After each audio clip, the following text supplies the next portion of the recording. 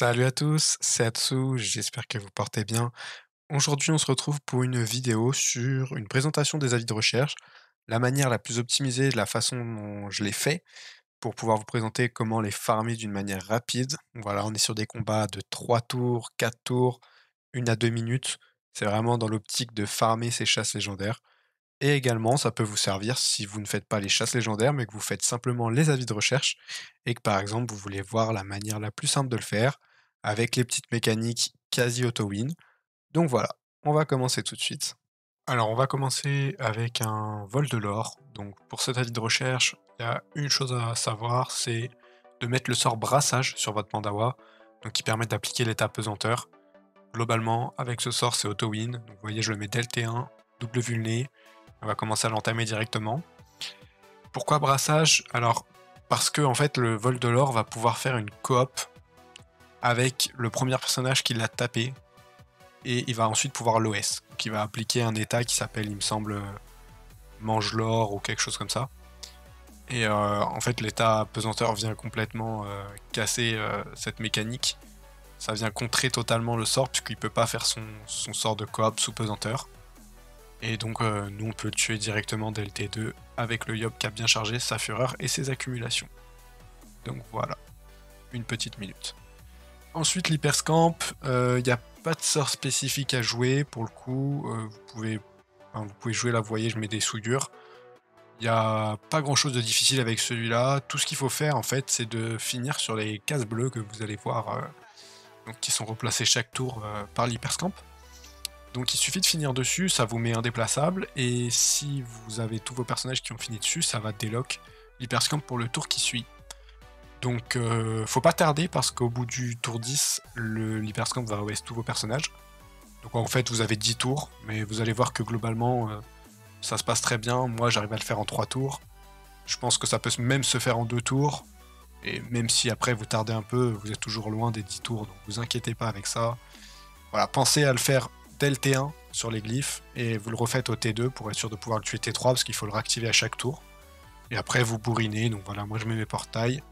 Je finis sur les glyphes pour être sûr de pouvoir les réactiver au prochain. Je vais recaler quelques petites vulnées, etc. etc. Donc voilà, il n'y a pas grand chose de difficile. L'hyperscamp, vous pouvez essayer de le tacler, mais dans tous les cas il fait un bond. Évitez de lui mettre un état pesanteur qui, il me semble, rend invulnérable. Parce qu'une fois je l'avais fait avec un Kra qui avait mis une flèche pesanteur et ça avait foiré le truc. Donc voilà, évitez un peu ça. Au niveau d'Hacham, donc là cette fois-ci je l'ai fait avec un client, mais il va mourir T1, donc ça va rien changer au combat. Hacham a une mécanique un peu différente. Vous voyez qu'il y a des états au-dessus de tous mes personnages et également les noms des monstres, Shifumi. Je trouve la mécanique assez originale. En fait, c'est une sorte de pierre-feuille-ciseau. Vous devez taper celui qui est dans l'état qui correspond.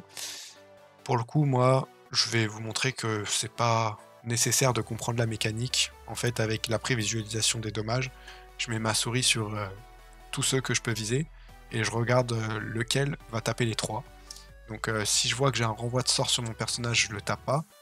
Parce que dans ce cas-là, ça veut dire que c'est pas le bon Hacham et que je risque de me prendre un énorme renvoi de sort plus un état pacifiste pendant 3 tours. Donc vous voyez, je mets toujours ma petite souris pour voir mon curseur en fait pour voir qui je peux taper et ensuite je tape. Donc voilà, il n'y a même pas besoin de réfléchir à regarder quel symbole est au-dessus de votre personnage, ça se fait très facilement. Le panda il tacle les trois, il les tank tranquillement. Donc voilà, ça se fait, après vous tapez, vous tapez.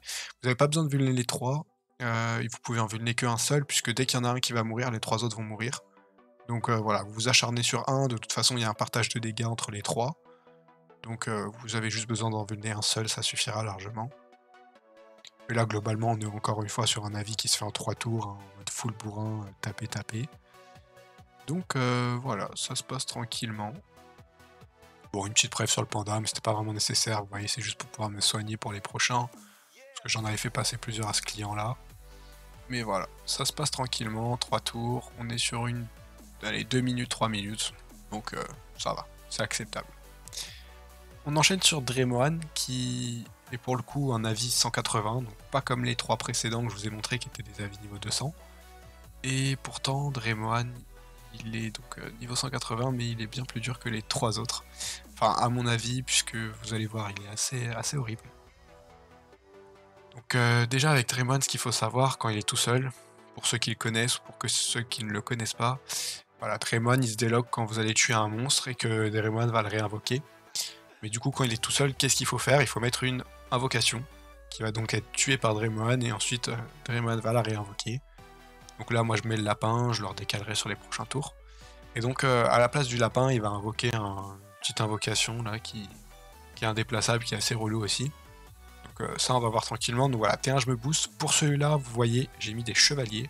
Simplement parce que les résistances de Draymond, c'est pas fun. La seule voie élémentaire qui est assez acceptable, on va dire, c'est la voie feu.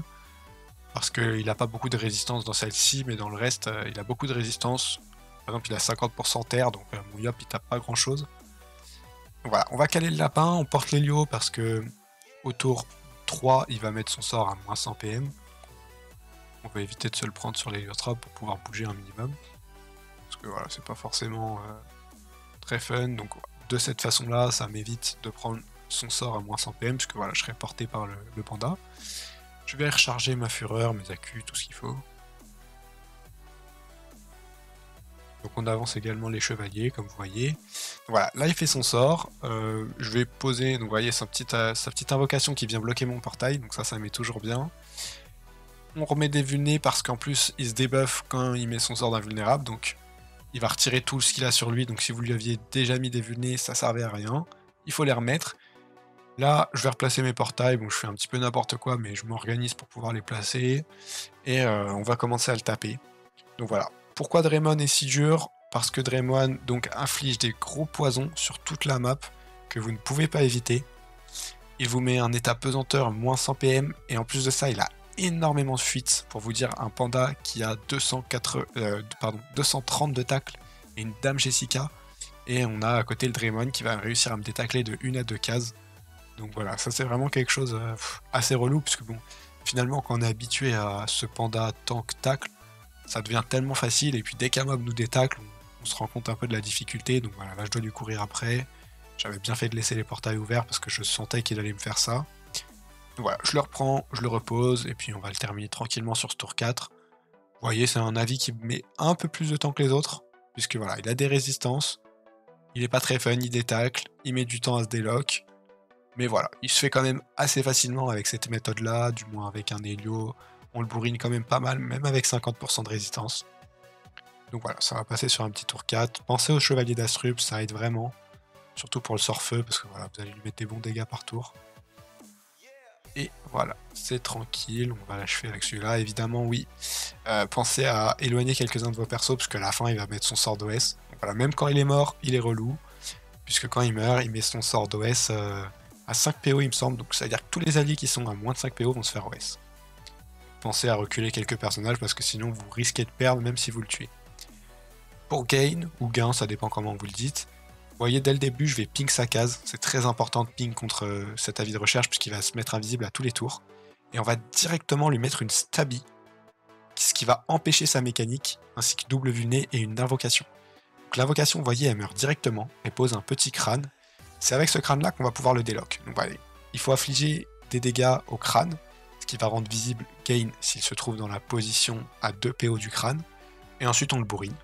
Donc la stabby permet que Gain ne bouge pas, sinon il va devoir se coop à chaque fois. Là, au moins, on est sûr qu'il restera sur cette même case. L'état pesanteur, ça ne fonctionne pas, il faut vraiment mettre une stabby. Je sais pas si ça fonctionne avec d'autres sorts du style... d'autres sorts qui le rendent indéplaçable, mais en tout cas la stabby fonctionne, mais les états pesanteurs ne fonctionnent pas, donc faites attention à ça. Et voilà, en permanence il faut ping, sauf si vous avez la mémoire de vous rappeler sur chaque case où il finit. Il n'y a que pour le premier tour où il n'y a pas vraiment besoin de vous rappeler. Après pour le reste, de préférence, si vous avez une petite map, c'est mieux, parce que vous savez que le Gain, s'il atterrit sur un obstacle, il revient sur sa précédente case. Donc là, vous voyez, le crâne, il est bleu, ça veut dire que Gain est au corps à corps du crâne.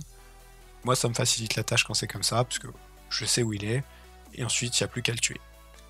Donc voilà, c'est tout pour cette vidéo, sur ces tutos pour faire des avis de recherche de la manière la plus simple possible, quasiment auto-win selon moi. Même si voilà, j'aime pas forcément le terme, parce que certains vont me dire oui, mais il faut un héliotrope, oui, mais il faut un panda pour stabby, etc. En tout cas, c'est ma façon de les faire avec ma team. Je trouve que c'est des façons assez simples, que vous pouvez certainement adapter avec les autres classes, puisqu'il y a plusieurs classes qui appliquent l'état pesanteur, et il y a plein d'autres classes qui tapent bien. Même si vous n'avez pas d'Helio, vous pouvez toujours jouer la vie de recherche distance, mêlée, tout ça, ça va très bien passer. C'est plus vraiment au niveau des mécaniques, donc voilà. J'espère que ça vous aura été utile. Si c'est le cas, n'hésitez pas à liker la vidéo, ça me ferait très plaisir. N'oubliez pas également d'activer la cloche, puisqu'il y a l'opening des chasses légendaires qui va pas tarder à arriver. Il y a énormément de coffres, franchement. J'ai regardé avec mes confrères youtubeurs un peu, il n'y a aucun opening de cette envergure-là qui a été fait sur YouTube pour le moment. Donc je pense qu'on peut faire quelque chose de très très lourd, donc n'oubliez pas de vous abonner pour pas rater ça. J'ai vraiment hâte de vous faire la vidéo et moi je vous dis à la prochaine. Ciao.